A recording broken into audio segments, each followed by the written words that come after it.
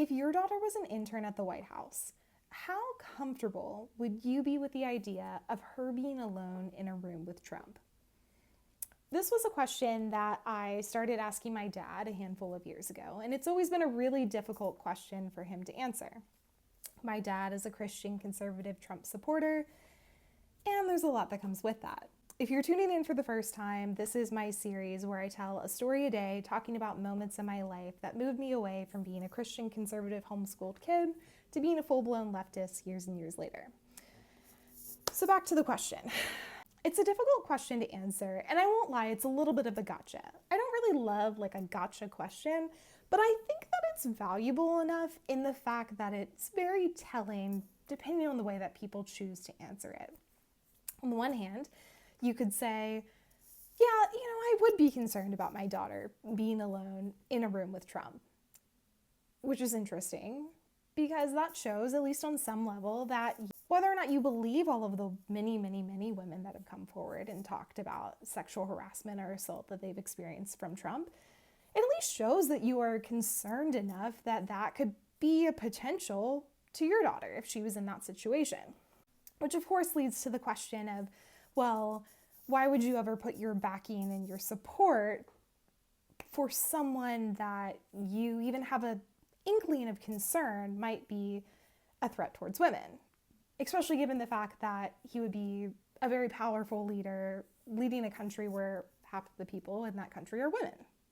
On the other hand, if you decide to answer the question saying, no, I wouldn't be concerned at all, then I think a lot of people would probably question your parental instincts. You wouldn't be concerned at all? You wouldn't have any worries about that? Really? Really? My dad loves to handle that question by not answering it and changing the subject, which I think is telling in and of itself too. Today we're going to be talking about the impact that Trump's treatment of women had on my own conversion away from conservatism. So, oh man, it's just so bad. It's so bad. But anyways, we're staying focused. We are doing this.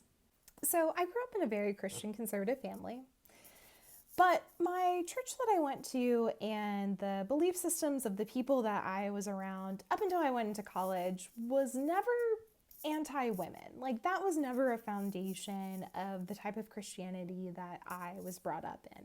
I know that's not the case for a lot of people, but my family has always believed that women could be pastors and preach, and that women are an important part of leadership. I remember that my dad said that it's actually sinful when congregations decide to not allow women to speak because that is cutting off half of the body of Christ from being able to preach the gospel. It also was impressed on me at an early age that it's important to be a moral person. You can't be perfect, but to do your best with whatever amount of wisdom that God has given you to choose the right thing.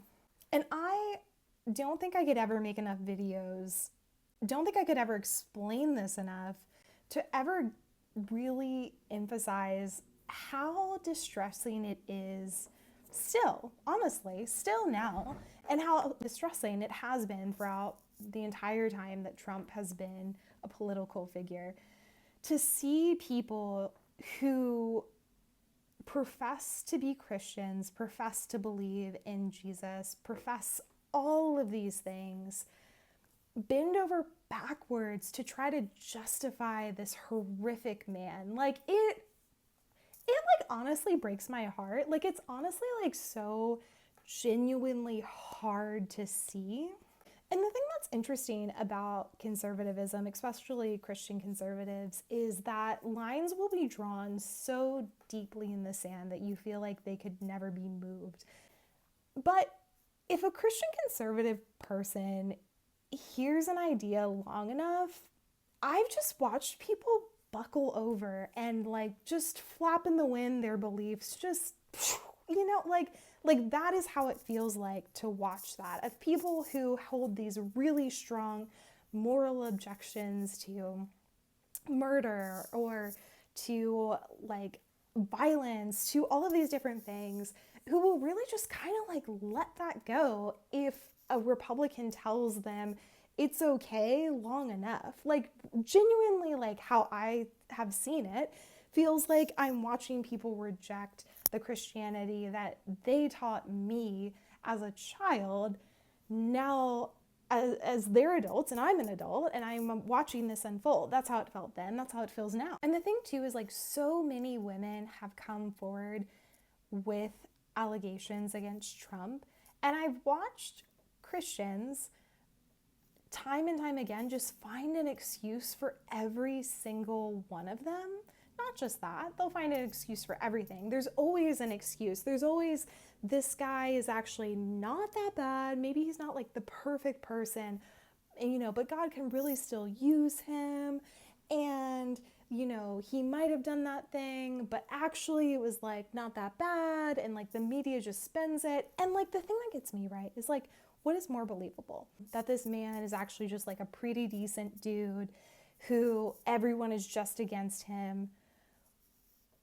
Or look at all of the people who have spoken out against him, and the numbers just keep growing and growing and growing. And some conservatives read that as a conspiracy against him, when sometimes if you just trim things down to the most reasonable explanation, the most reasonable explanation is that the guy is just like not a good guy, screws over a lot of people, hurts a lot of people, has harmed a lot of people, and sexually assaults women, is the thing that makes the most sense. And in the last video that I did, I listed out a lot of the different allegations that women have brought against Trump, and you listen to them. And then I remember back in the day when that audio recording came out of Trump talking about how he would grab women by the pussy, and talked about that with pride, like it was like a fun, haha, like thing to say. And then I read those stories that women said. Those are stories that they're saying are the types of things that Trump describes himself doing and he says with pride. So why in the world would you not believe these women to begin with? And most women don't come out speaking about like things that they've experienced in that way because they don't expect to be heard. Just think about what happened to Anita Hill all those years ago. Like that same type of patterning still happens very clearly today. Most people wouldn't come forward with something like that unless they really feel like people need to know, hey, this person is a bad person. Please don't vote for this person to be making decisions that impact women when this man does not see women as humans and understand them as people with thoughts and feelings and emotions and their own bodies that are different from his body, and that he doesn't get to just do whatever he wants with their body just because they're beautiful and just because he's rich. But that's how he treats women. And like, you know, why wouldn't you believe that? Like, why wouldn't you believe these women? It just feels like so obvious to me. Even if you were like a huge skeptic and you were like, well, maybe like 50% of those things that they said aren't true. Whatever. What if even it was just one time that was true? That's still really bad and not the type of thing that you would want in a leader, to be someone that sexually assaults and sexually harasses women. So this was something that raised a huge red flag for me then, still raises a red flag for me now, that I felt really uncomfortable with. Because at the end of the day, I'm my dad's daughter. I want to know that the people in my life, like my family, wouldn't be okay with putting me in a situation that those women went through. I think that's what so many girls of conservative dads just want to hear them say is like, hey, I'm not going to vote for someone that would like hurt my kid. And that's like, that's a bridge too far for me, you know? Like that's what people want to hear. And that's not what we've heard. We've just heard excuses for years and years and years instead. And what I learned from that is that people that I loved and respected were okay with voting for someone that would actively hurt me or women like me.